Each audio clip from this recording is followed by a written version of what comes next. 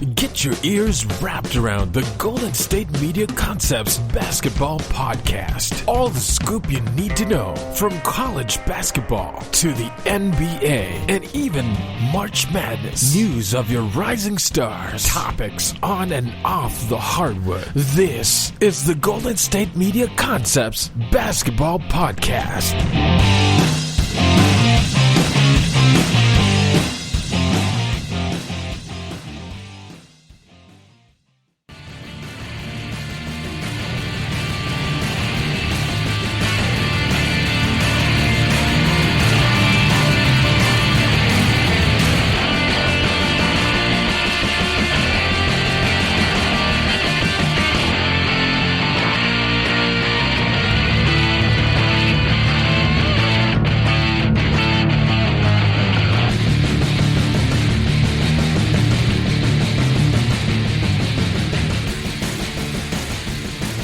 Thank you for tuning in to the Gsmc Basketball Podcast, brought to you by the Gsmc Podcast Network. I'm Ryan Mauser, back once again for another edition of the podcast, talking all things hoops. Today I want to get into the Sixers and Lakers. Who has the better chance moving forward right now, with both teams going to be out with their star big men for a couple weeks? Embiid obviously got hurt a couple days ago on Friday in his knee.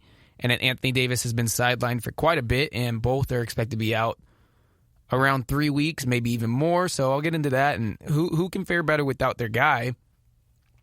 Carmelo Anthony becomes 11th on the scoring list for the NBA, and what a resurgence he's had in his career. It's been really, really fun to watch and see that Carmelo's made it back. And so I want to get into Carmelo Anthony and kind of how this has gone down for him. And this is a guy who many thought was going to be out of the league very shortly, and so it's really nice to see Melo back and playing well.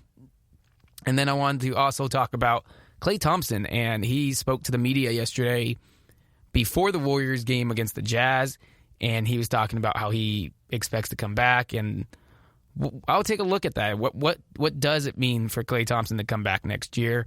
He's missed now. It'll be 2 seasons with 2 different leg injuries. So really challenging, and hope for the best for Klay. He's a fun guy, it seems. Very, very entertaining person and awesome player to watch. So we'll get a little bit into that. And could the Warriors be title contenders next year if Klay Thompson does come back to his normal self? But I want to start here. And over this last week and weekend, we had the conference tournaments going on in the NCAA. And obviously it's now time for March Madness. The brackets have been set. The regions, every team knows where they're going, who's in, who's out. And it's been 2 years since we had a March Madness tournament. Last year, obviously, the pandemic shut it down, so we didn't get it. And so we are here now. We've made it. They got the games played. They handled the COVID outbreaks and issues and traveling. They got it all done, and we've made it to March. So we'll have the first 4 on Thursday, which is very exciting. I love the little playing games. The first 4 in, and we got some good matchups too. Michigan State and UCLA, Drake versus Wichita State. So we got some games going on. But even just to have March Madness back this year, I know for me personally, it was a huge blow not to have the tournament and to not be able to fill out a bracket and watching all the game, because there's nothing more. I don't think there's anything more exciting than March Madness. It's one of those events that takes over everywhere you go.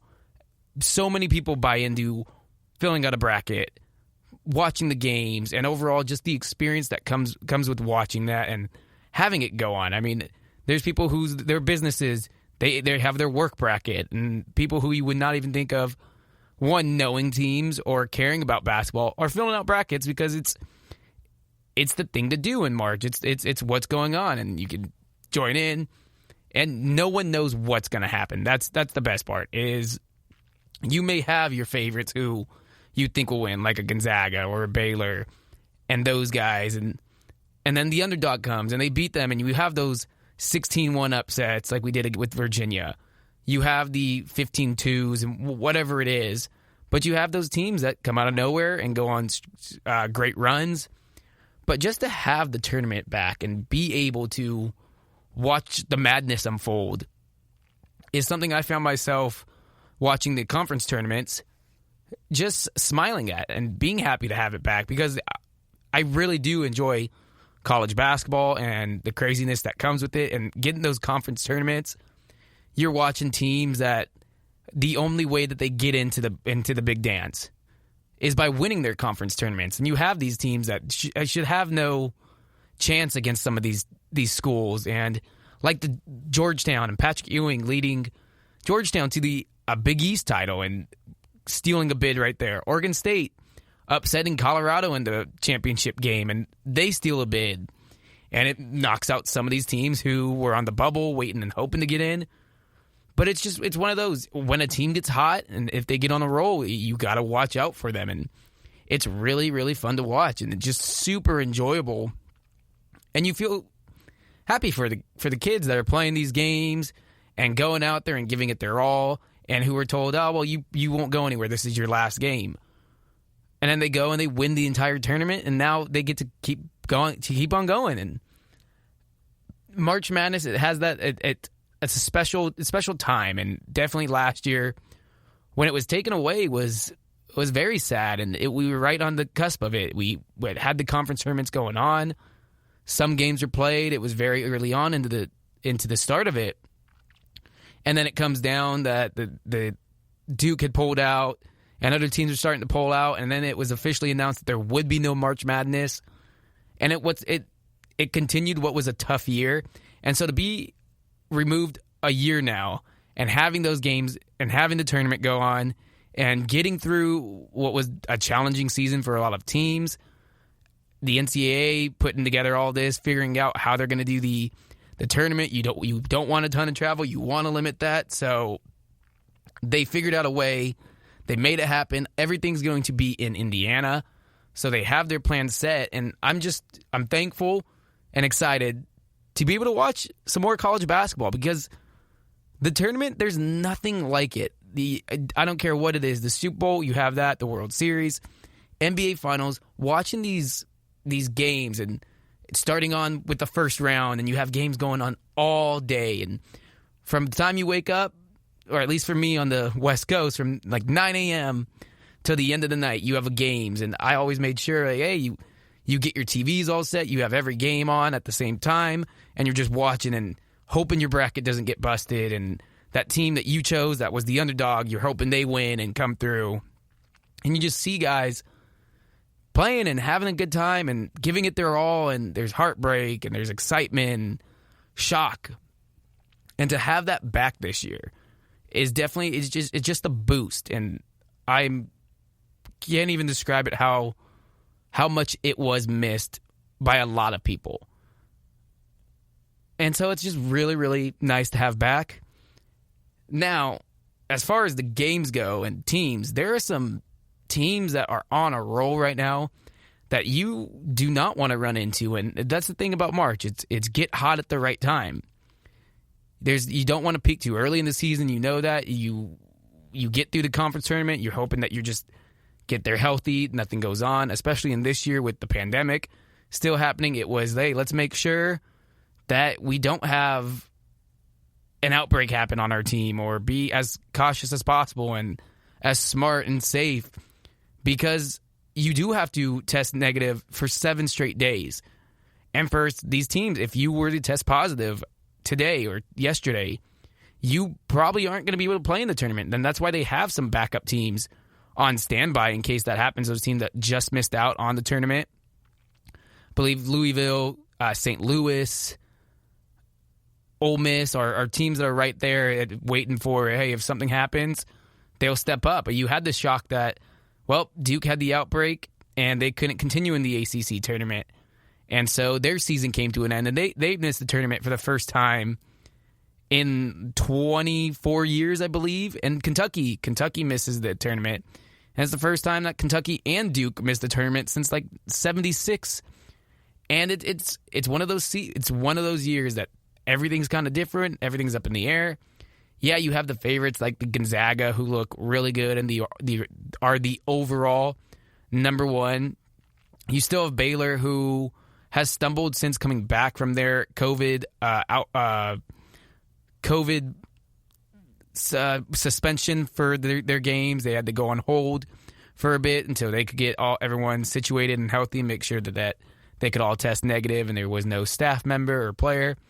But Baylor's still a number one seed. You have Michigan being a number one seed after playing well against, playing tough and having a great season, but falling short in the Big Ten tournament. And then you have Illinois, who ended up winning the Big Ten tournament, who looks really dominant and really good and can give teams a lot of problems. So obviously those are the big ones. You have your number ones who they're going to be favorites no matter what. Like that's just what it is. They're going to be playing a 16 seed. But you never know. Keep an eye on them because an upset can always happen. There's always going to be upsets.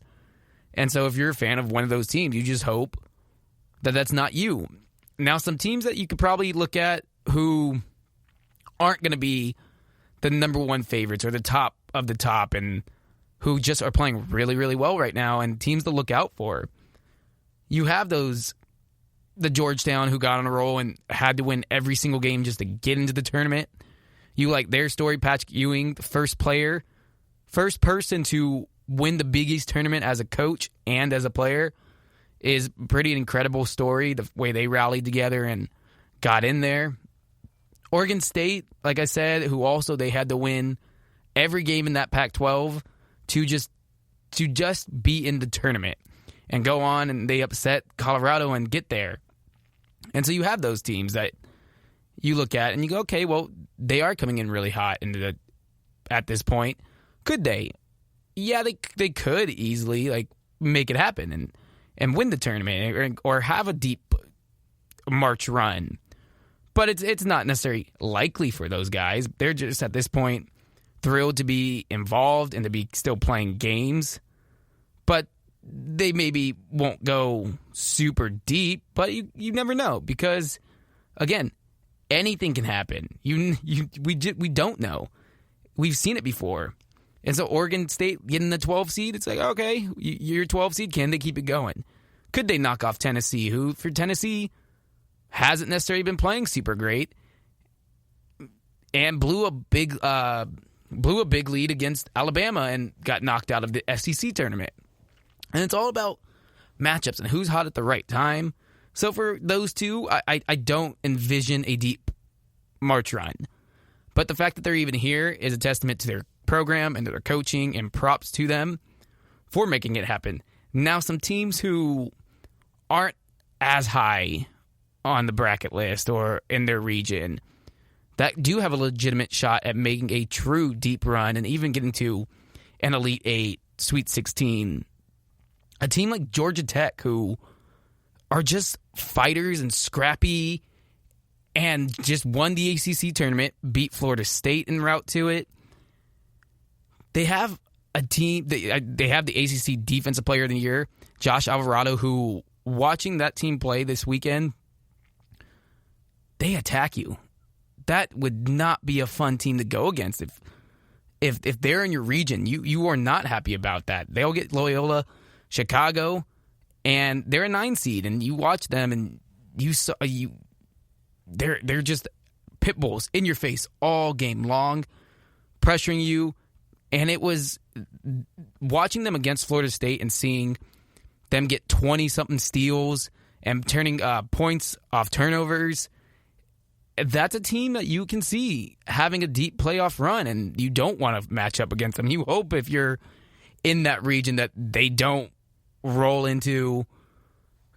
off a bunch of wins. Now, seeing that they're the 9 seed, that means a win for them would automatically lead up, well, not automatically, but would most likely lead to a matchup against the number 1 seed. And that in itself is a challenging aspect because of the fact that if you were Georgia Tech, that means you get Illinois. But the game that could produce, I'm all here for it. Give me Georgia Tech versus Illinois. Illinois, the big number 1 that's been rolling versus the scrappy Georgia Tech team that just keeps fighting you and probably surprised a decent amount of people that they did win the ACC tournament. No one really pegged them to be the favorite or to come out of it. You were looking at those Florida States, the Virginias. And yet, it's Georgia Tech. Josh Pastner, former Memphis coach, he was listening to his interviews and him talking on the broadcasts after the games, just pushing so much positivity was really cool to see and understand why his team plays so hard for him. So, Georgia Tech, I'd say, look for them to be a tough out. It's a tough matchup if they win to potentially have a face-off against Illinois, who Illinois, again, is playing really well, and they looked pretty dominant in their Big Ten title run. So, but another team who just so happens to be in that same region as Oklahoma, which is the Midwest region. And I think the team that can probably go on the biggest run for their spot that they're at, Oklahoma State. Now, yes, they fell short and did not win the Big 12 title. They did lose to Texas, but it was a hard-fought game. They got down by 10, and they battled back to make it a 2-point game. It was a back and forth throughout most of the first half with Texas. And in this setting, I lean to who has the best player. And the best player in this entire tournament, I'd say, is Cade Cunningham. We saw him put it on as of late and really turn it up and prove why he should be, as I stated in the last podcast I did, or maybe 2 podcasts ago, that he should be the number 1 NBA prospect in the draft. And the way he's played and the way he's looked and put his team on his back and had that deep run and getting all the way to the championship game for the Big 12, if you have Cade Cunningham, which they do, that's a team that no one should want to face. That team has gotten better each and every game. They've learned how to play truly with each other. Coach Boynton has done a tremendous job at that program of getting things figured out and turned around. And that's a team that if I'm in that Midwest region, I don't want to see Oklahoma State. I don't want to see Cade Cunningham. Because if you have the best player in the tournament, then that automatically gives you a strong chance to make a deep run.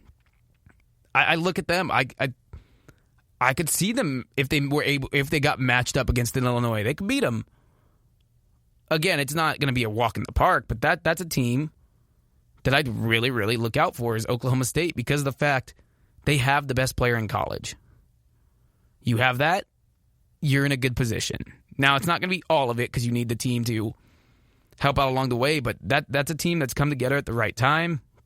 They've gotten hot at the right point. They maybe even losing that title game helps them a bit because it makes them a little more angry and not as sky high of the fact that they won the entire thing, and it might make them play with a little bit more of a chip and a little more edge, and that can help out. The last team I'd say to look out for, of those not the big name ones, not the 1 seed or the 2 seeds, Florida State and Coach Hamilton, yes, they lost to Georgia Tech, and they looked out of sorts at times in that game, and they had a lot of turnovers. Georgia Tech forced so many steals on them, and it all lined up great for Georgia Tech, who won the ACC, but take nothing away from Florida State. This is a good team. This is a deep team. They're well coached. They have so many guys, and they will just rotate. They have a really good and NBA-ready player in Scotty Barnes, who will be a top 5 pick most likely if he chooses to come out. So they have talent around the team, and they have a star player on the team and a good head coach. And being a 4 seed, yeah, it's not the easiest path, but that's a good team. And that's one of those, again, you don't want to see them matched up if they're in your region. And the fact that Michigan, who is now missing Jonathan Livers, who has a stress fracture, I believe, in his foot, Michigan didn't look the same without him on Saturday. They struggled. It was not as easy to get points for them. And you go against the Florida State team that is big and has many guys in the rotation, they can wear you down. And I think that's a huge, huge reason why I'm picking Florida State to go to the Final Four. Now, I'm not having them win the entire thing because I have Gonzaga as the team that is just better than everyone and the best team in college basketball.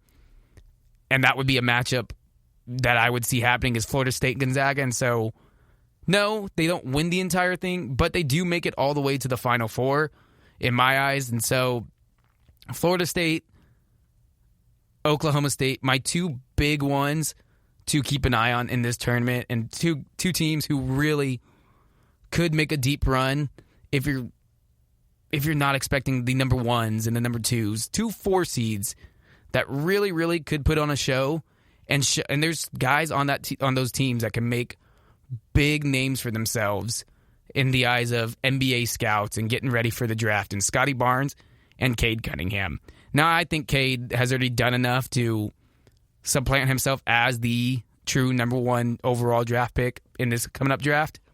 Scotty Barnes, who it's tough because Florida State does play deep, or does have a deep team, and so he doesn't get the same shine that he would if he was allowed to just be the guy. He's coming off the bench for them. He's being a part of the team, so his stats aren't as glamorous as others would be, but still a really, really good player. So look out for those two, especially in this tournament. Those are my two big teams that I go, yeah, I think they have a deep playoff run in them. Georgia Tech, very fun. They're going to be a fun team to watch. It might not be the deepest of runs because I think they do match up against Illinois, and at the end of the day, Illinois is just too talented for them. But just be super glad we have a tournament to actually watch and to actually fill out a bracket, because do you take it for granted, and not having it last year was very sad and tough, and I'm super appreciative to have it back again. So very glad that it's March. It's time for the tournament. Let's get it going. I can't wait for Thursday to start and let the madness begin. So we're here. March Madness is officially on the doorstep. All right, we're going to take a quick break. Coming back, I want to look at the Sixers and the Lakers and the fact that both of these two teams are going to be without their star big men for at least 2 to 3 weeks. Who fares better? Who has the better chance and can keep afloat without their guy? I'll get into it, and we got much more to come about. We want to talk about Carmelo Anthony, Klay Thompson, Warriors title contenders once he gets back. All right, stay right there. We'll be right back.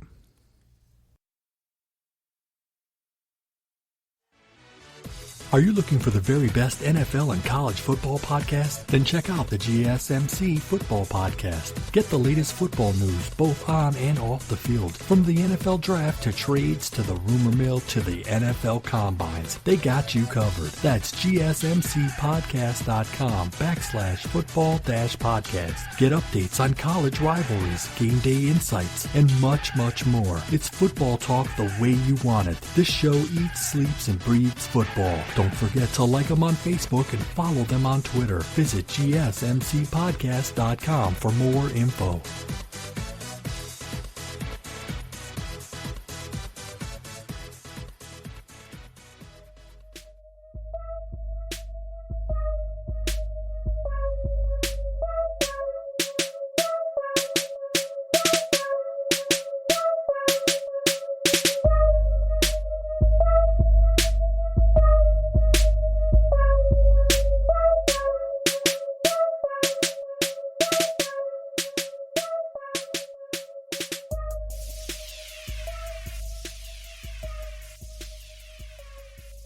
Okay, welcome back to the GSMC Basketball Podcast, brought to you by the GSMC Podcast Network.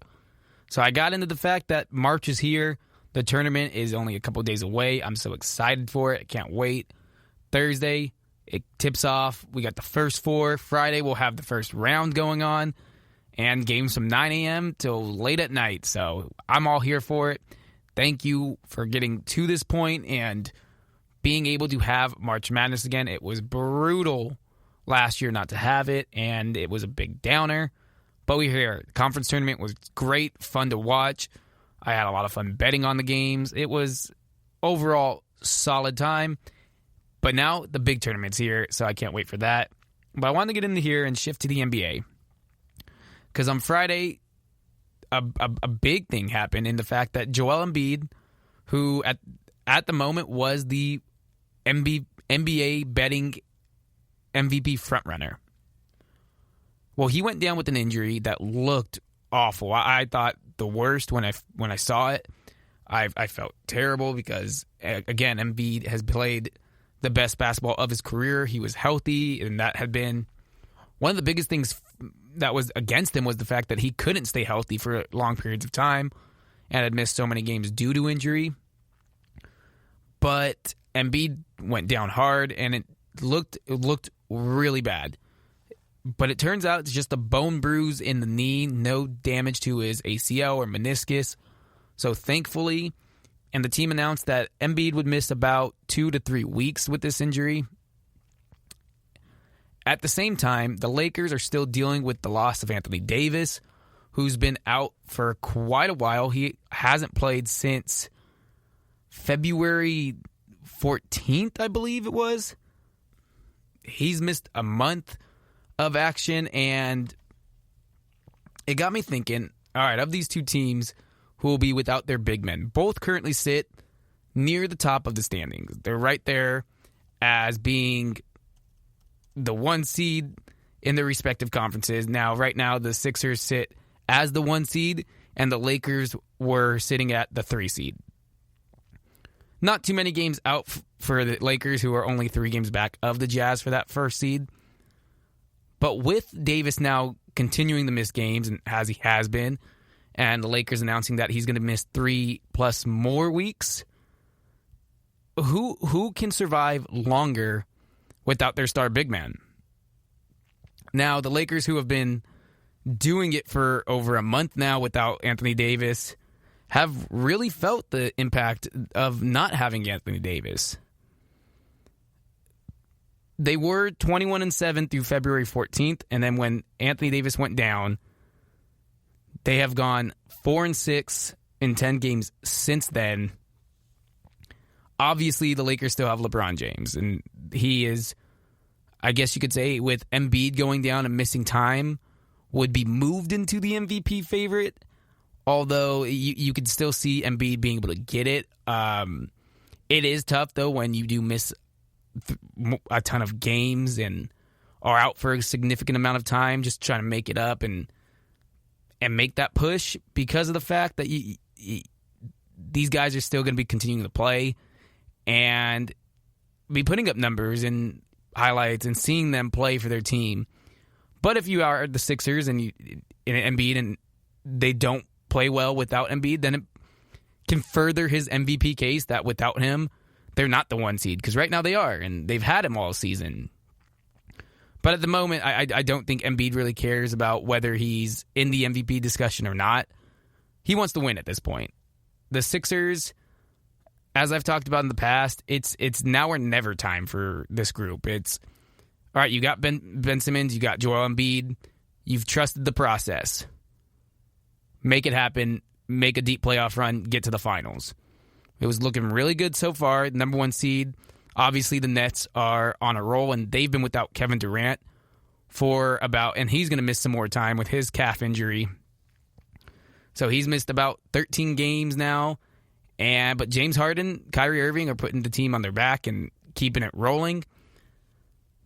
But the Sixers now without Joel Embiid, can they stay afloat? Can they keep that number 1 spot? Currently, they're 1 game up on the Nets, 2.5 up on the Bucks. The Miami Heat have gotten red hot and are, 10-1 in their last 11 games, especially since Jimmy Butler got back from his COVID sit-down. So I don't want to say I'm worried about the Sixers. And obviously, yesterday they won, as I'm recording this on Monday, March 15th. So yesterday the Sixers played the Spurs, and they dominated the Spurs, winning by 35. My only thing is the Spurs, you win by 35, it's impressive. Whoever you have playing, doesn't matter. That's a big win. You dominated someone. It's the NBA. It's tough to get wins. But again, if if we're looking at a 35-point win over the Spurs, who, the Spurs right now are a playoff team. They're in that 7 spot. I don't see the Spurs as really being a true playoff team. I think they've probably fall out. They still have a shot and could still be in that playoff play-in tournament. But again, you win by 35 in the NBA, it's impressive. But it wasn't the most impressive team to beat. So, yes, they did it without Embiid, and so they get tons of credit for that. But can they keep it up? Can they keep that going without Embiid, with him missing at least 3 weeks? They have the Knicks. They have the Bucks coming up. Then you get a matchup against the Kings. You see the Knicks again. You have the Warriors. You have the Lakers. You have the Clippers. You have the Nuggets. That's a tough stretch. Though in the Celtics, who got a dominant win over the Rockets, who are free-falling right now, that's a tough stretch for the Sixers without their guy, without Joel Embiid. Can Ben Simmons put the team on his back and carry them and hold it down until he gets back? If there was going to be a time where the Sixers need to make a decision on Embiid or Ben Simmons, this is a big moment where they can look at it and go, okay, if we have Ben Simmons without Joel Embiid and we're needing him to be the number one guy and lead us and show us why he's the franchise star, and this is the guy we should put all of our eggs into the basket, now's the time. You're not going to have Joel Embiid for 3 weeks. You are the number one seed right now. You have big games coming up against teams who are going to want to size you up and see how they fare in terms of a potential playoff matchup or see where they stack up against one of the best teams in the league. You're going to get their best shot. Ben Simmons, it needs to show he is the star or can be the superstar on that team. Obviously, he's an all-star. He's one of the best defensive players in the league. He's a good offensive weapon as far as running the offense. Still doesn't like to shoot the three. Still not great free throw shooter. But now is the time where you go, hey, show us what you can do. Show us what you got, Ben. I don't think you can obviously get rid of Joel Embiid after the way he's played this year. That would be terrible timing. But the fact that he does get hurt again and is going to miss a significant amount of time does make you wonder of, okay, can this guy ever truly, even when he's playing like an MVP level, he misses time. He's out for a while. It's a tough sell. It's a very tough sell because he was the MVP betting favorite. People saw him and Vegas thought, this is the guy who's probably going to win the MVP at the moment. And now he's going to be out for a while, missing some games. And you got to wonder, can Philadelphia keep ahead of the pack? Can they survive the push that the Bucks are going to give to be that number one seed? They have Miami, who has been red hot, and Jimmy Butler, and them playing well. And can they keep it going and finish off the season right? There's still a lot of games to be played. There's still a lot of time, but those 3 weeks without Joel can be huge. And you look at the Lakers, who they've been dealing with the fact that Anthony Davis has been out, and it's been tough for them, and they haven't been the same championship level team that they were last year. I mean, you're missing your second best player, your best defensive player. Now, are they being overly cautious with them? Of course, because we know for LeBron James and the Lakers, there's only one thing that matters. And that's winning a title or playing for a title. The regular season, they don't care where they're going to stack up or where they're going to match up with. They could be the 7th seed. They could be the 6th seed. They don't care necessarily. Now, you wouldn't want to be that low for the sheer fact of who you'd be matched up with first. You don't necessarily want a tough first-round matchup, but again, you're in the West, so every matchup is going to be tough because it's a tough conference. There's good teams all around you, and Teams are going to be fighting for those playoff spots. But the number one thing for the Lakers, obviously, is just their health. Get Anthony Davis health, get him right, get him back in time for the playoffs, and you're good. But you don't want to free fall in that time. That does nothing for the confidence of people because, again, like Joel Embiid, one of the knocks against Anthony Davis has been his health. It's not the epitome of just a healthy player. He has injuries that pop up. He does miss games.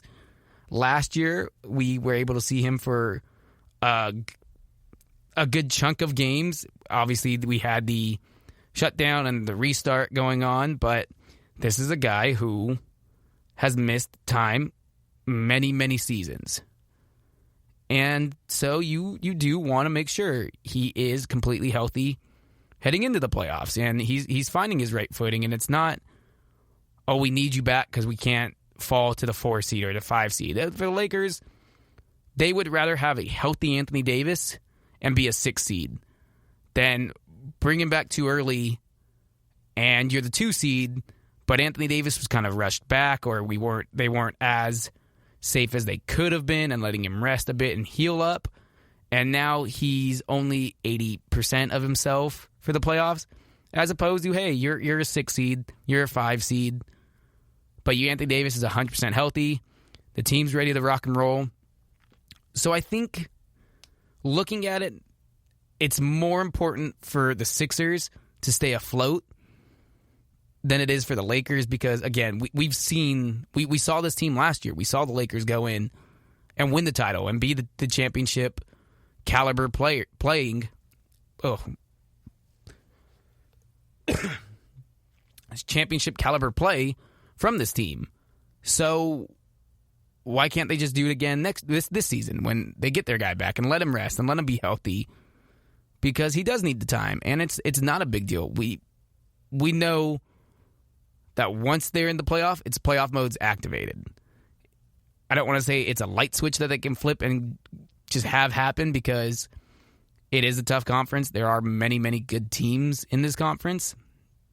But at the same time, we've seen LeBron's teams in the past be able to flip that switch and get going. I mean, look at last year in the bubble. When the restart games were going on, did the Lakers play particularly well? No. They were kind of coming in, trying to refine their footing and get things back together, and after the break, and okay, they kind of coasted.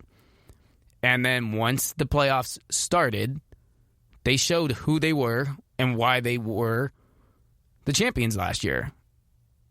Beating Portland in 5. Beating the Nuggets in 5. Winning the title against the Heat. They did everything they needed to. Beating the Nuggets in 6 and the Rockets in 5, excuse me. But they showed. They were able to turn on that switch and get it going. For the Sixers, it's the opposite. They've had playoff failures. They haven't been able to get through and break through to that next level that you've been waiting to see from Joel Embiid and Ben Simmons and those guys. And this was the year where things were falling in the right place. They had a good team around their star players, and they were in the mode of, all right, well, if they're the number 1 seed, people are coming to us. They hadn't been a necessarily good road team in the past. Now, granted, due to the fact that there's not as many fans at games, there's not that same home court advantage that's going on, you would still have to travel to their place and go to their court and stay at a hotel. You're not at your home bed. You're not in your comfort zone. So I think the 1 seed or high seed is important to the Sixers. But without Embiid, can they keep it? The Nets are right on their heels. Same thing with the Bucks. There's going to be some big games where you could use Joel Embiid shutting down the paint and not letting Giannis drive on them and closing off any driving lanes. So I think you look at it and you go, the Sixers probably will have the toughest time without Embiid as opposed to the Lakers with Davis because the care factor is there. the fact that the Lakers, you want to play well and you want to win games, but again, their number one goal is a championship, like other teams. But the number one goal is a championship with Anthony Davis healthy, because without Anthony Davis being healthy, you're not winning a title. That's just the fact of you need Anthony Davis, and you need him to be healthy and 100%. So it's okay if you fall. It's okay if you lose some games. Just get Davis back healthy. For the Sixers, it's important to win these games and to keep your number one seed. And without Joel Embiid, that's going to be tougher. You're going to need Dwight Howard to step up. You're going to need Tobias Harris to be the player that he's getting paid to be. Seth Curry, you're going to have a little bit more expectations.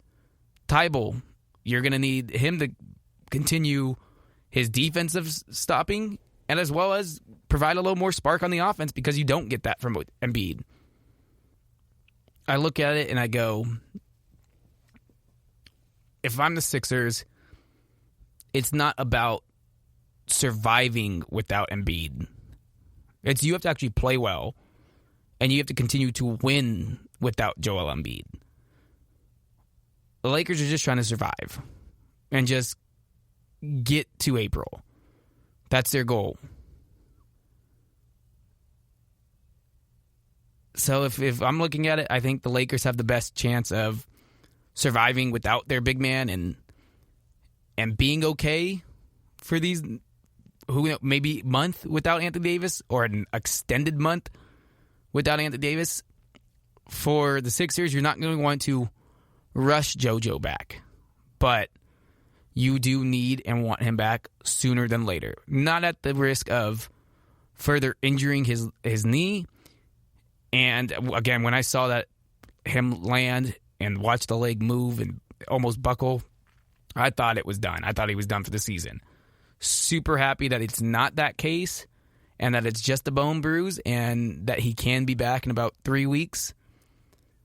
But you're going to need him to get back sooner than later and get back to playing at the MVP level he has been at.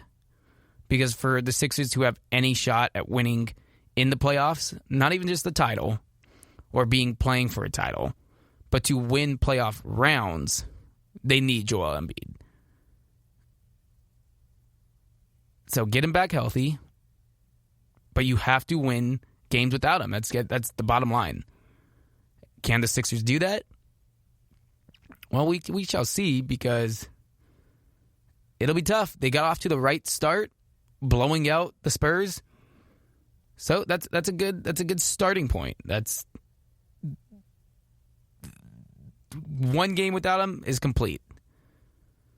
But now you have a bunch more, and you got teams that are going to be looking at you and trying to take your spot now.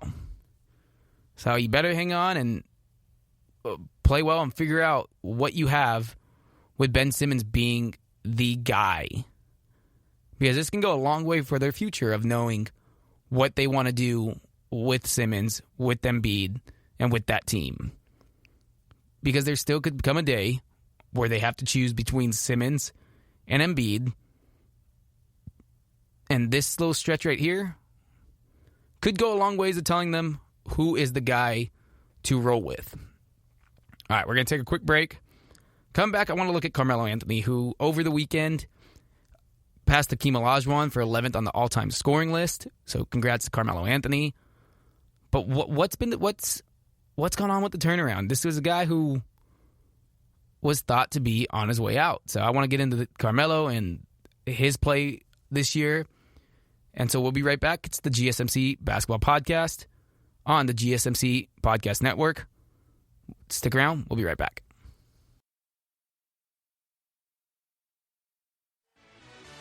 Check out the show that's built on the MMA. From the UFC to extreme cage fighting, they got the fights covered. Check out the GSMC MMA podcast. Get the latest news on past or upcoming fights. Join us as we talk to and about some of the biggest names in the MMA, past, present, and future. When it's the fight game, there's just one show to check out. GSMCpodcast.com/MMA-podcast. Don't forget to like them on Facebook and follow them on Twitter. Visit GSMCpodcast.com for more info.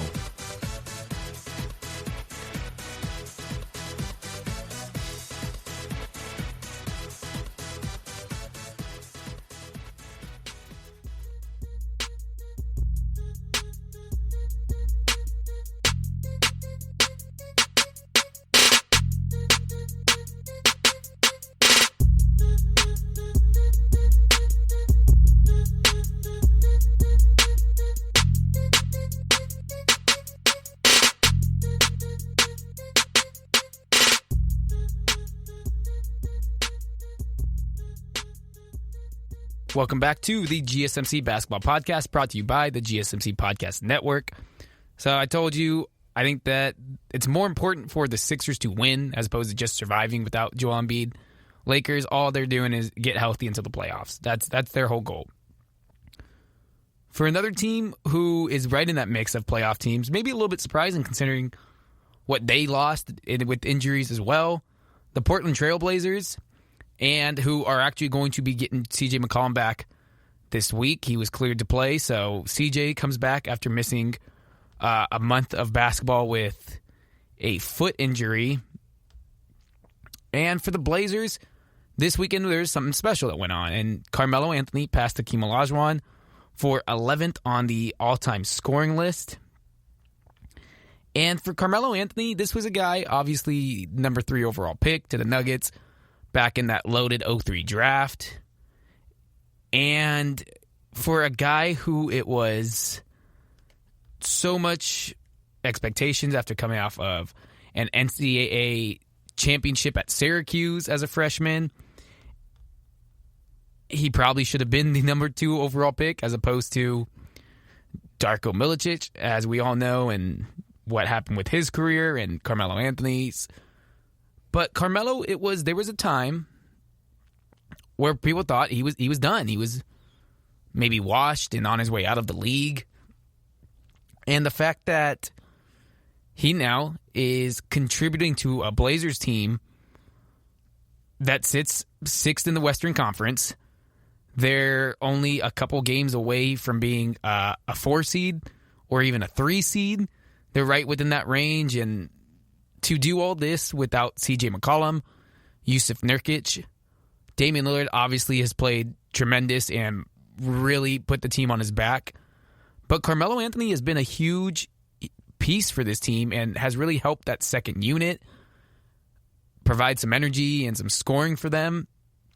But Carmelo this is a guy who, again, when he was in the prime of his career, you look at him when he was playing with the Nuggets and playing with the Knicks, it's a guy who averaged 24 points a game and was the star and got those teams,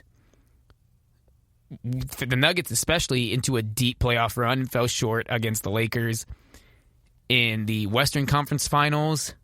And for the Knicks, he took them to the playoffs. People kind of wrote him off as, okay, maybe his time has come. He's not the same guy he once was. He can't score the same way. He's never been the knockdown 3-point shooter that you would think would have long-term lasting effect. He's not a knockdown 3 shooter, so his career was not going to be, oh, well, he'll just come in, he'll be that Ray Allen for you. Just go ahead and put him in the corner, he can shoot and knock it down. He was a scorer, he mid-range and driving and athletic ability. And then it was, well, he wants to be a starter. And he went to the Thunder and Russell Westbrook and Paul George, and it didn't quite work out, and they got bounced from the playoffs. And you looked at it and you went, okay, well, that was one season with OKC, and they shipped him out. And then they cut ties with them, and it was, okay, well, that didn't necessarily work out. I mean, he averaged 16 points with them, but it wasn't the scenario they envisioned. And then you saw him go and sign with the Rockets and be with Russell Westbrook and James Harden. Or, excuse me, Chris Paul and James Harden. And that lasted 10 games. And after those 10 games, it was, all right, we'll see you later. Like, that didn't work out. They traded him to Chicago. Chicago waived him for it was a deal to where Chicago was essentially just opening up some salary and spots. Same with Houston, just trying to get some under the cap. And you thought, all right, well, Melo could go get signed by someone. There are teams that could use his services. But he ended up not playing anywhere and not being on the team and not getting signed. And at that moment, you looked and you went, okay, well, maybe this is the end of the line for Carmelo. Maybe that's it. He played 15 or 16 seasons, and no teams were really calling him, trying to bring him on. He wasn't going to be a starter anywhere that he really went that would be contending for a title. He could have went on a a crappier team and been a starter and went that route.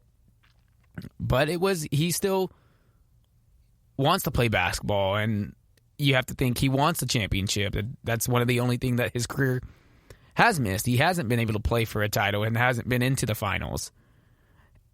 And he comes to Portland and kind of signed, and people looked at the move and went, oh, okay, well, that's an all right move for Portland. It's not going to do much for them, or we're not going to change anything. It's an older Carmelo who's not going to be able to really give them much. It's okay. It's an all right move, but he's averaged 14 points per game.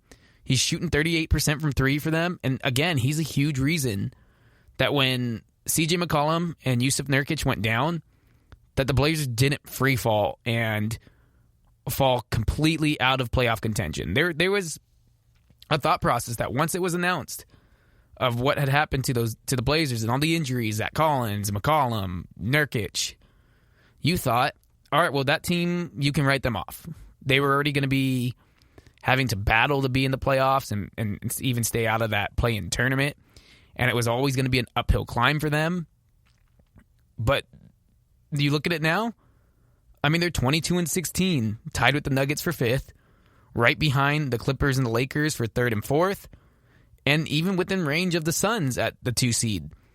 Now, will they get that? Probably not. But the fact that Carmelo Anthony continued his career and gave them production this season and has been a stabilizing force for that second unit when they needed it has been pretty remarkable. I mean, Carmelo Anthony is one of the best players that this game has seen. And he was so quickly written off, and that when he signed with Portland, it wasn't this, oh, Carmelo's here, and people wondered, okay, is he going to come off the bench? Is he going to start? How is it going to work out? Because they knew he wanted to be a starter. At least in Houston, he wanted to be a starter, and in OKC, he wanted to be a starter. And if he still had that mentality that I'm still Carmelo Anthony, well, he's not necessarily going to start in Portland, or there's not a spot for him to start in Portland.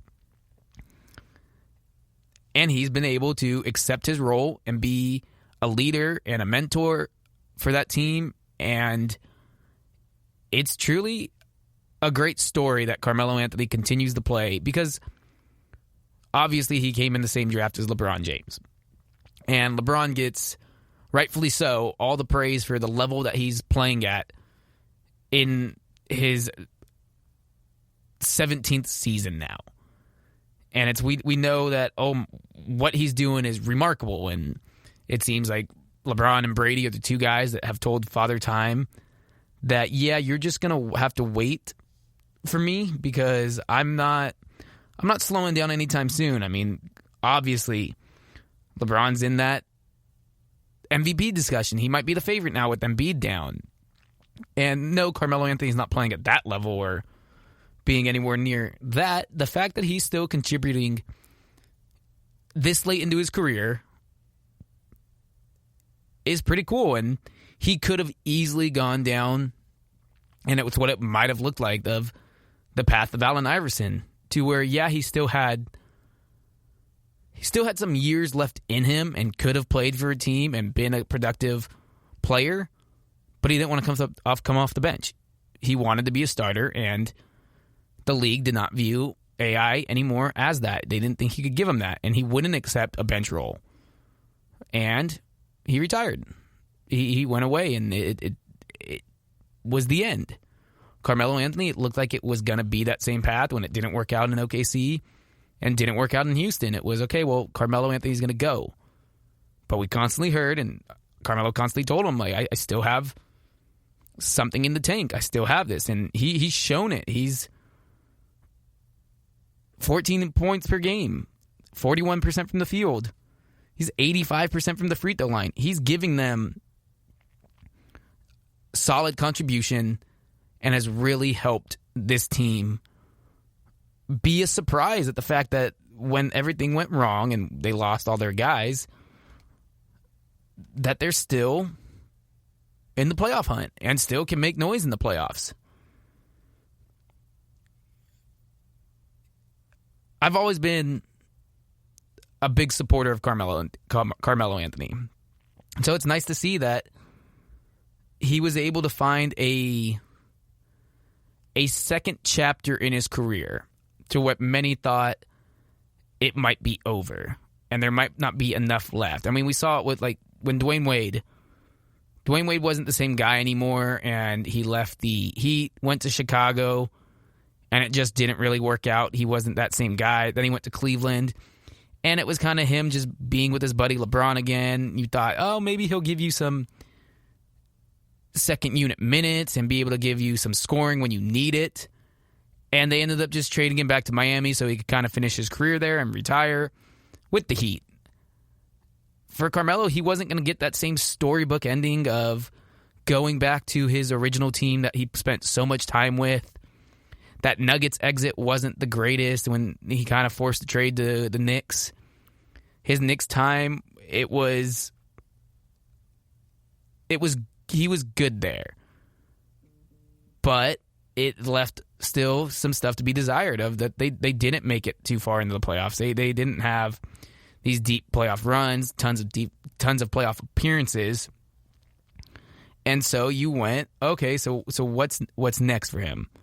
Where does Carmelo Anthony go from here? And it looked like it was going to be the end of Carmelo. And we see it with players, they get older and they're not the star player that they once were. Vince Carter went on a couple of different teams, and he could have gone and been on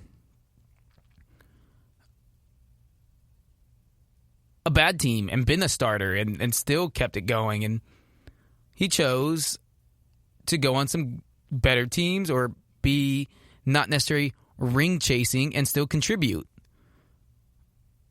He didn't want to go that route. And Carmelo, I don't think it's necessarily he's gone ring chasing right now. He obviously wants a ring, but Portland, it's not like going and signing with the Lakers and being that guy, or when you had someone join the Warriors when they were a dynasty and be that type of player who was along for the ride and got a ring and didn't necessarily contribute a ton to the team. It was, they had a locker room figure and player and leader in that sense, but on the court you weren't getting anything really from them. It was the behind the scenes stuff. It was, here, come in and contribute a little bit, but you're not the guy we really want. Melo's contributing a lot to the Blazers. He's out there. He's playing for them. He's helped keep this team afloat and right in that range of being a home playoff seed. Now, will the Blazers, it'll be interesting to see once CJ is officially back, which he should be here shortly. He was cleared to play now. Does he? How does Melo go from here? Because obviously he's going to still come off the bench. They got CJ back now. They're going to want to get him going, and it's this team could really turn a lot of heads and make some moves and have a deep run. And does that mean a finals? Probably not. Could they get to the Western Finals? All right, well, they've been there before, and they have a lot of good talent. Again, they're less talented than you look at the Lakers or the Clippers. But besides those two, I mean, you can make an argument they're right there with the Nuggets.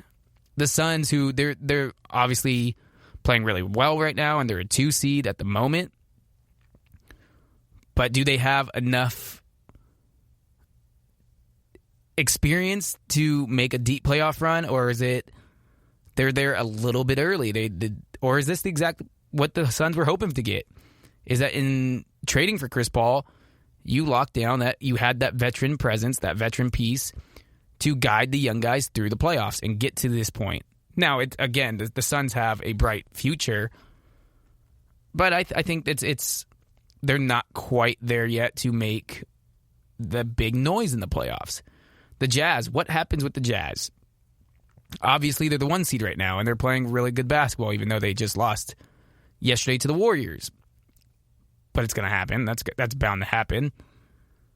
But you look at them, and you go, okay, are the Jazz, are they truly the number 1 seed? Do people take them serious as a title threat? there's still many questions, and the Blazers are one of those teams that's right there. Now, being where they're at and being in that 6th seed, they are just one spot away from being in the play-in tournament, which you really do not want, and you want to avoid that. And if CJ coming back, them trying to figure out the team's roles now and minutes and rotations, they revert back and lose some games. Does that tell you something about the Blazers? How does it work for them now? But Carmelo Anthony, that second act of his career in Portland, has been a treat to watch, and you get to see a legend continue to play and play at a really high level. I mean, again, this guy, he was drafted in 2003. There's LeBron James and him still going because Kyle Korver's not there anymore. Kyle Korver was one of those guys who was in that draft class that was still playing, and he recently retired. But what did Kyle Korver provide? He was that three-point shooter. He would be able to just spot up in the corner and knock down shots when needed. And it wasn't like you were looking at it and expecting, hey, I'm gonna get tons of good minutes from him. He's gonna give me a lot on both ends of the court. It was no. It's we want him to just go and knock down. And it's really it's now only LeBron James and Carmelo Anthony. And now they're both playing differently for their teams, but both are contributing to their teams. And it's something that I'm happy to see happen because of the fact that Carmelo Anthony, I think he gets a bad rep. I think people tend to sleep on him a bit, and he's not as appreciated. I mean, he had one of the best. We talked about March Madness earlier to start the show. Talk about his run at Syracuse on the way to a national title, and that was the expectation coming in. Was you had that freshman at Syracuse that went on and won the national title and led them all the way to it, player of the year, and he comes on the draft, and the one thing that's really eluded him is playoff success. He had the finals, Western Conference Finals appearance with the Nuggets. He had some playoff moments with the Knicks to where they reached the playoffs a couple times, but it's really been just kind of falling short of true playoff success, and it hasn't been to where they're going super deep. Besides 2008-09 season against the Lakers where they lost in the Western Conference Finals, and then in 2012-2013 with the Knicks, they made a deepish playoff run, getting to the second round. Melo's just kind of missed that deep run and that signature moment. And now being with Portland and where they're at, does he get it? Probably not. But just to be able to see Carmelo playing well, still making moves and going up onto to 11th now on the scoring list, and he's not done. He can still keep going. I don't envision him stopping his play after this season. I think he'd be back for another year. He can just continue to rack up some points. He's not that far out from the top 10. So by the end of Carmelo Anthony's playing days, he'll probably be in the top 10 in scoring.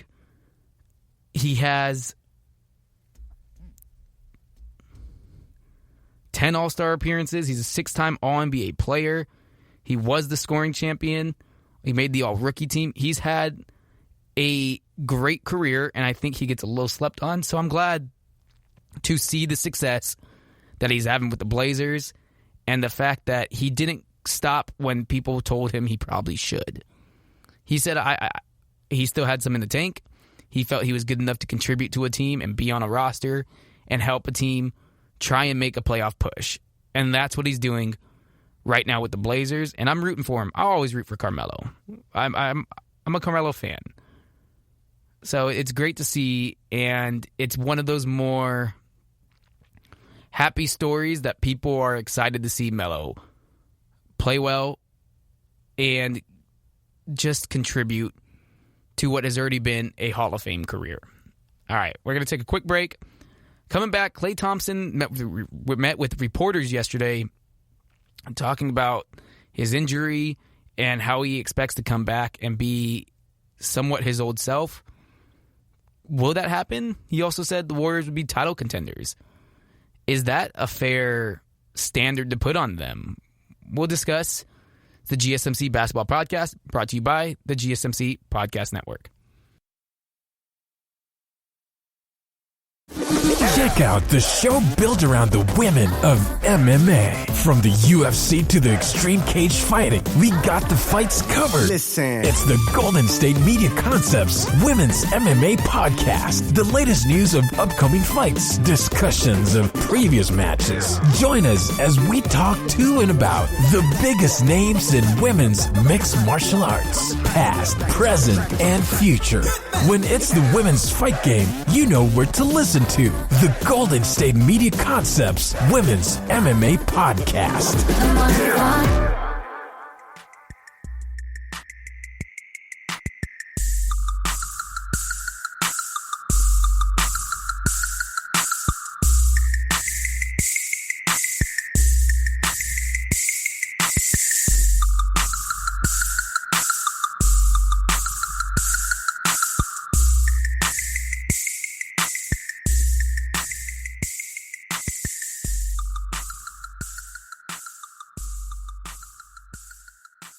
Okay, welcome back to the GSMC Basketball Podcast, brought to you by the GSMC Podcast Network. Thank you guys so much for tuning in and listening. It's always a blast for me to come on here and talk and just share my basketball thoughts and whatever I'm thinking throughout the day. If no one cares, fantastic. But if some of you are listening and care, I appreciate it that much more. Don't forget to go ahead and follow us on Instagram, Facebook, Twitter, at GSMC_basketball. You can give a shout out there, likes, retweets, send us messages on what you guys want to talk about, what you're thinking, what you think about the shows.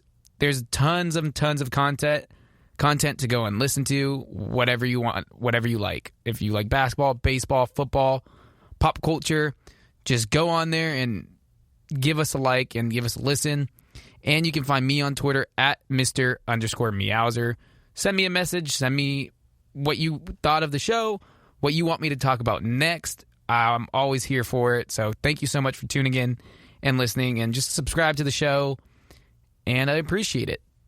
So Klay Thompson met with the media yesterday following or before the Warriors game against the Utah Jazz, which they ended up winning. Big game for the Warriors to win. They need every win as much as possible when they're fighting for that playoff spot. They're sitting at 9 right now. Obviously, they are within that play-in tournament, but you want to keep pushing and try and avoid that if possible. And getting a win yesterday against the number 1 seeded Jazz is a huge confidence boost for them. But Klay Thompson, who obviously is not with the team playing right now or a part of what's going to happen this year and whether the Warriors have a playoff run or not, he is missing his second straight season this year with a ruptured Achilles tendon, and he missed last year with the torn ACL that he suffered in the finals against the Raptors. But in meeting with the reporters and talking and sharing how he's been doing and handling coming back from an injury, it's tough. It's been tough on him, and you feel bad because you know how much these guys, all of them, love to play basketball and love the game. And to have to miss time and sit out and not be able to be a part of there or out there with their team is a huge blow, and it's tough on them. And you feel it, and you want to see your favorite players playing and at the high level, especially a guy like Klay Thompson, who is one of the more exciting guys to watch because of the fact that he can light it up and score 37 in the quarter or hit 13 threes in a quarter, and he can just provide you that scoring in bunches. And not only that, but when he was at his top level, he was a great defensive player and possibly even the best two-way player in the league. That's another debate for another day. But in meeting with the media, he was sharing about his thoughts on coming back from the injury and where he expects to be. And he made it apparent to know that he doesn't expect to come back right away and be playing those 38 minutes a night and guarding the best players in the world and running around and doing all the things that he had been doing. Because of the fact that it's going to be a long process to get back to the form that he once was at. It's 2 years off. That's a long time. 2 major leg injuries, so it's not anything that's like if it was a broken hand, like it's like okay, he can come back from that. It's nothing. It's simple. Achilles injury and torn ACL are major, and they're not as major as they have been in years past, thanks to modern medicine and science and being able to have those recovery and the knowledge now. But it's still a major injury, and we have seen guys come back now, and KD, who, granted, now he's missing a couple games with the calf injury, but when he came back this year from his ruptured Achilles injury, he was playing great. He looked like his old KD self. We've seen Boogie Cousins, who battled a torn ACL and Achilles injury also, come back and produce and play. Now, he's not at the same level that he once was at, and that's just the nature of the beast. Big men, it's a little tougher, but for Klay, it's his game. You can see him being able to come back, and he expects himself to get back to that point. Now, he said it's to take some time, and you don't want to rush it, and it's not going to be right away. But he plans on being back as soon as possible and as close to the start of the regular season as he can. And he wants to be back to being the All-NBA player. He said, I quote, "I will not settle for anything less. I'm too competitive to take a relegated role. Nah, that's not me. I'm too fiery to just come out there and give you 13 a game on 20 minutes. No, I'm not going to go out there, and I can't wait, man. I got a lot of pent-up energy. I got a lot of pent-up aggression, and I just want to play basketball. When that happens, it'll be a joyous day for not only me, but everybody."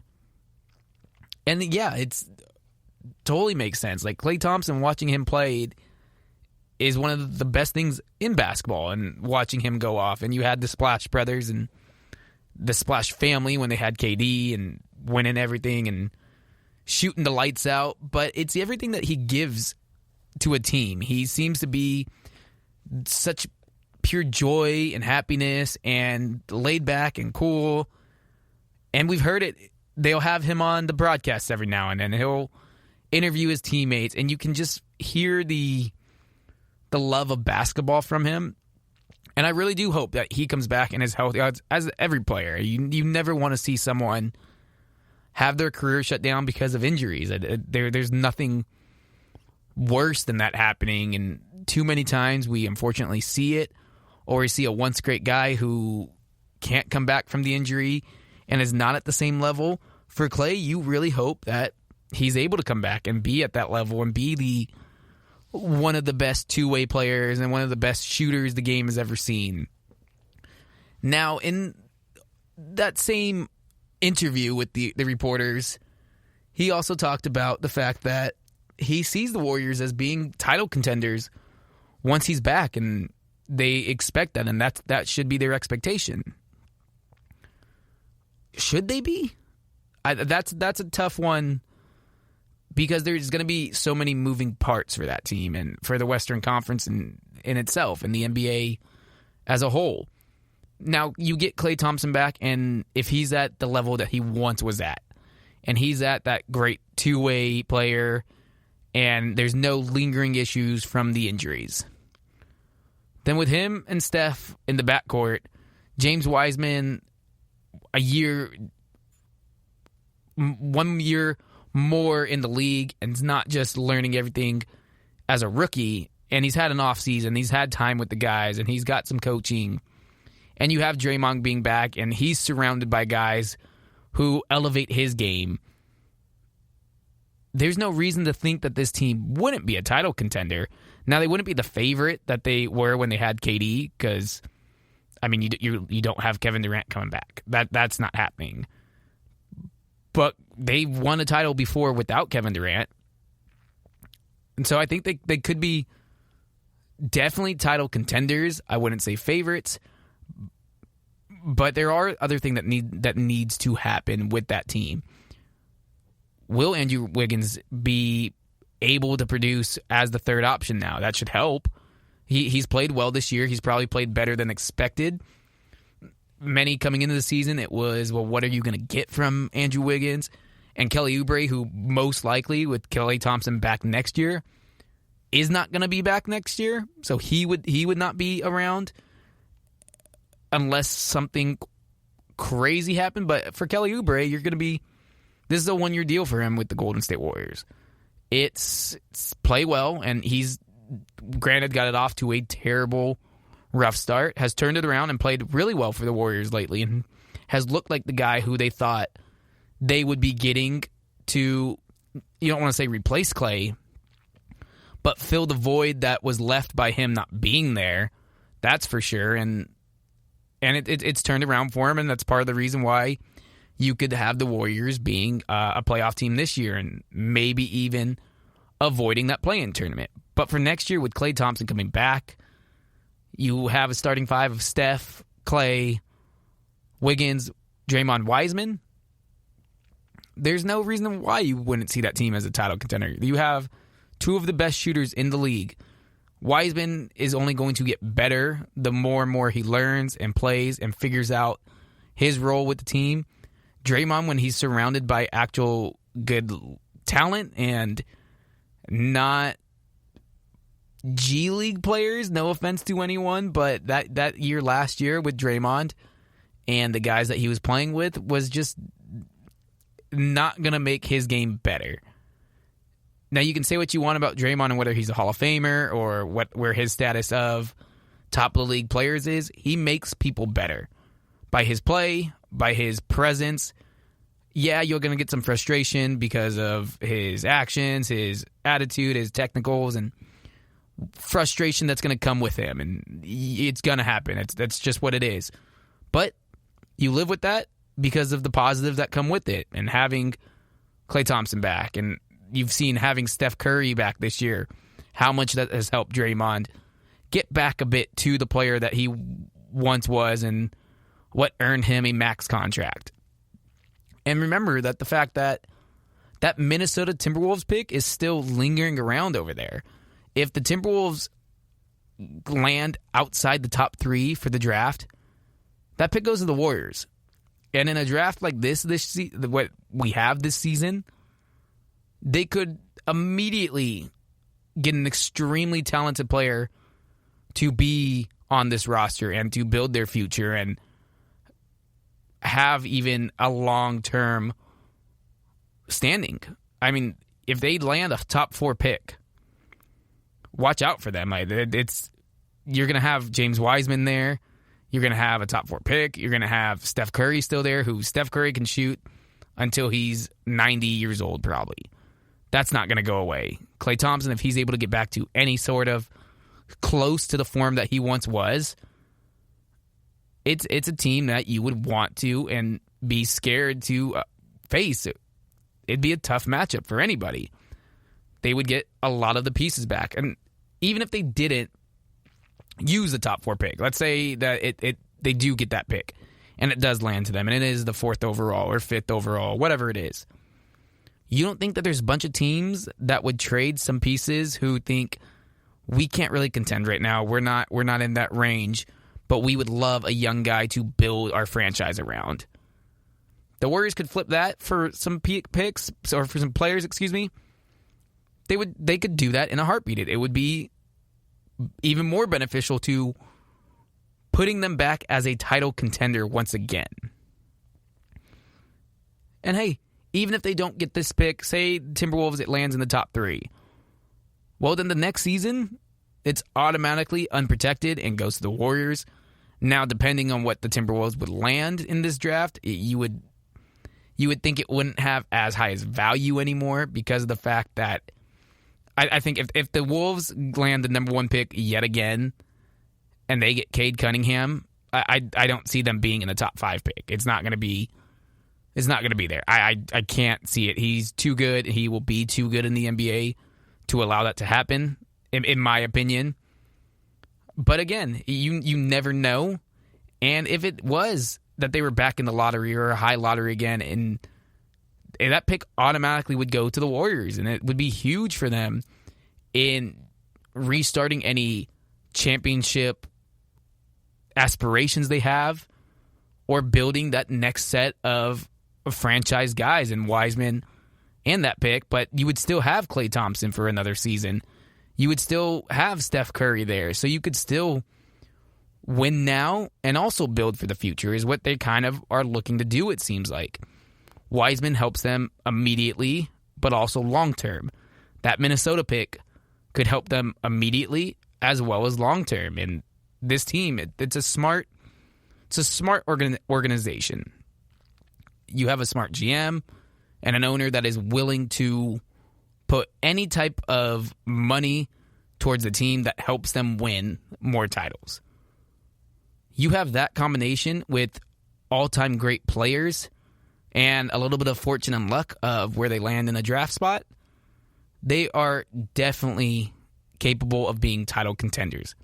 Now, they would still have to compete with the likes of the Lakers, you would assume will still be there with LeBron and Anthony Davis, and they're not going to go away anytime soon. The Clippers, if they ran it back with Kawhi Leonard and Paul George, who have options out after this season, so you wait and see about that, but they could be there. The Suns look like they're going to be on the rise, and they're going to consistently get better and be one of those teams that is always in the pack. And again, the Jazz, Donovan Mitchell's young, Rudy Gobert signed in there long term. They look to have figured it out and be a title contender. So there's going to be other teams also. It's not like the Warriors are going to come back and stroll to the finals like they did for a few years, because they don't have that same team. They don't have that same high level of star power of the Draymond, Steph, KD, Klay. You have Steph, you have Klay, and Draymond gives you a lot, not necessarily offensively, shooting the ball wise. But they would have enough talent to be in that mix of a final contender.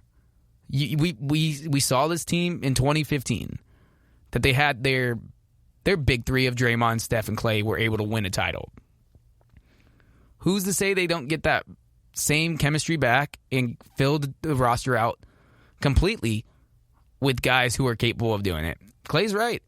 They should be looking at titles and wanting to aim for winning championships.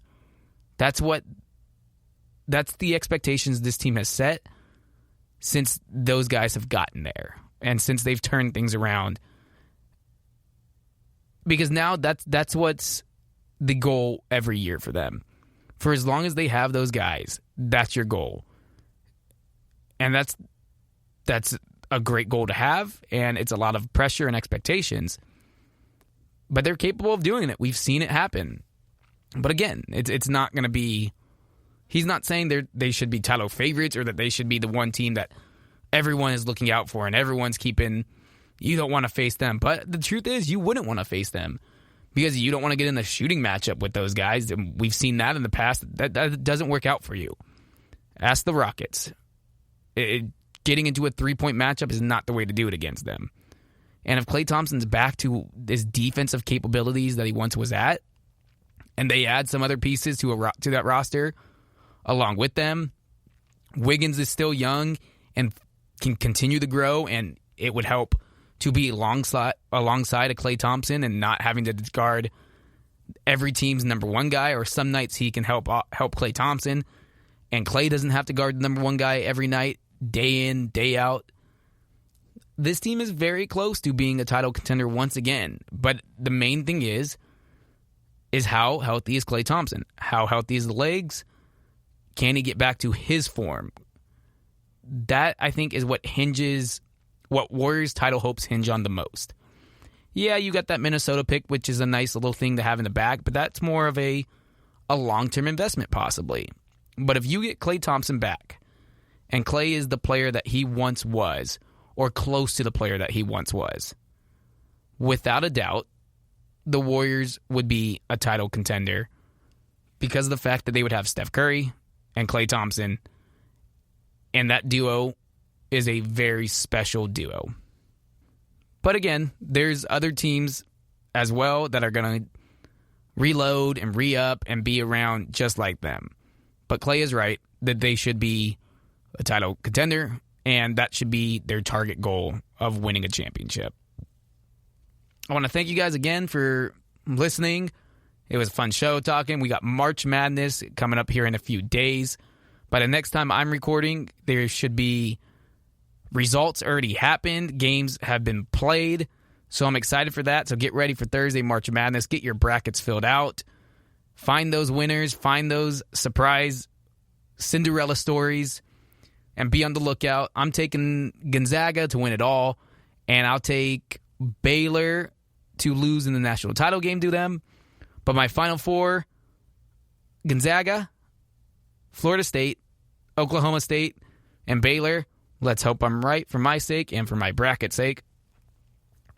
Carmelo Anthony, congrats on passing Hakeem for 11th on the all-time scoring list. It's great to see Carmelo Anthony playing basketball at a high level once again and contributing.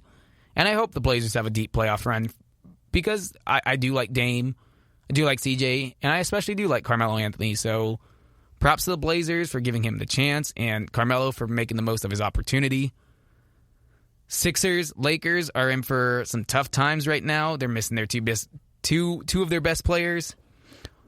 It's going to be a challenge, but I think the Lakers have the better chance to survive without AD because their goal is different. It's just the way it is. The Sixers need to win and need to keep winning. And without Joel, it's going to be tough. So we'll see what happens. I'll talk to you guys later on this week.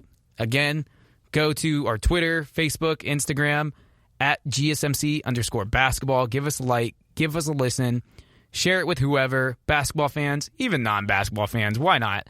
Let them listen and get into basketball. All right. I want to thank you guys. I'm out.